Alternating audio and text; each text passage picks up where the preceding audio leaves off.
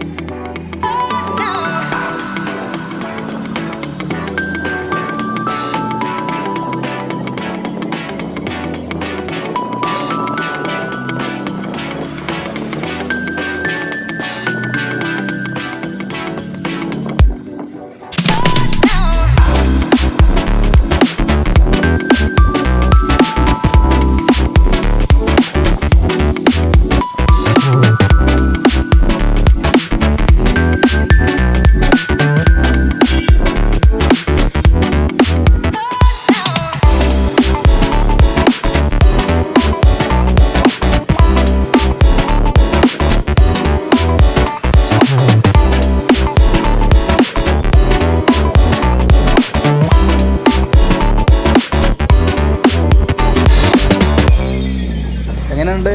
ഉഷാറല്ലേ? അടിപൊളിയാണ് കേട്ടോ. അപ്പോൾ ഇടയ്ക്കൊക്കെ കൊണ്ട് പോരി, വൈബാണ്. ഓക്കെ.